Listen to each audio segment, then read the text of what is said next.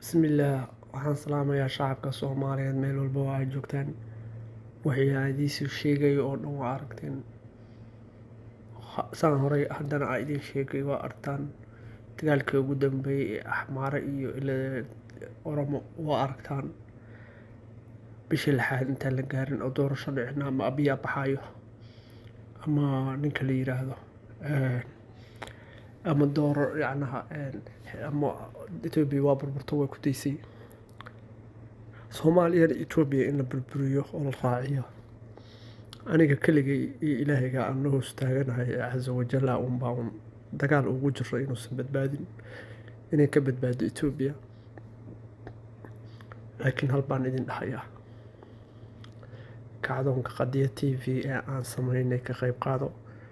Kacdoonka Qadiyad TV waa TV wacyigelin ah, maadaama Soomaalidii oo dhan hadda ay baraarugto ogaatay wixii aan sheegay oo dhan inay arkeen iyo dhallinyaradii oo dhan igu soo taxmeen.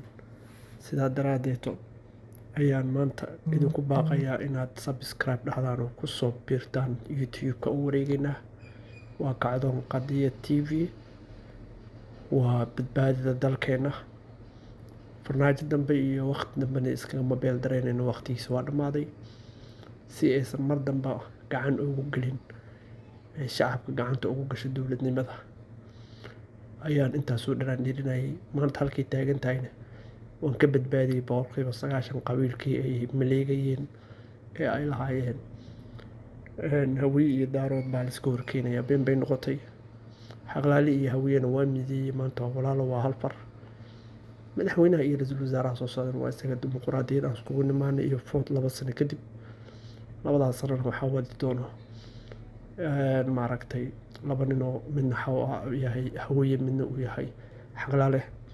Iskama hadlo alla weyn ninkii aamina.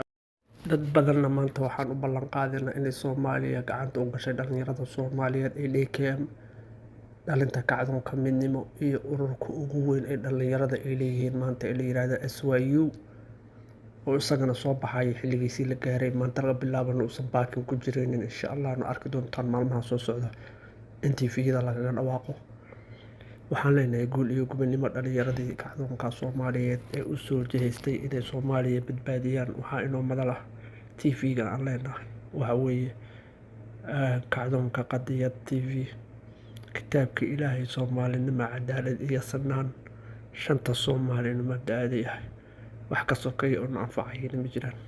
Kitaabka Ilaahay, Soomaalinimo, cadaalad iyo sinaan.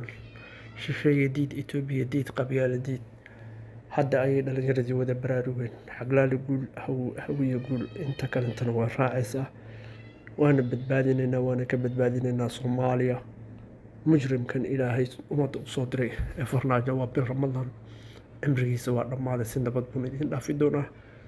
2 waddan ku bixi doonaa ama waa is casili doonaa ama xabad buu ku bixi doonaa. Labadaa wax ka dhexeeya inuu ku dhiman doono. Labadaas baan aniga hore idinkugu saadaariyay waan arki doontaan. Assalaamu calaykum waraxmatullaahi wabarakaatuh. Ku soo biir kacdoonka Qadiyadda TV ee YouTube-ka aan ka furray. Insha Allahu tacaala maanta laga bilaabana kaasaad nagala soo xiriireysaan. Ururka SYU-na waa xilligiisii bannaanka iman lahaa. Wassalaamu calaykum.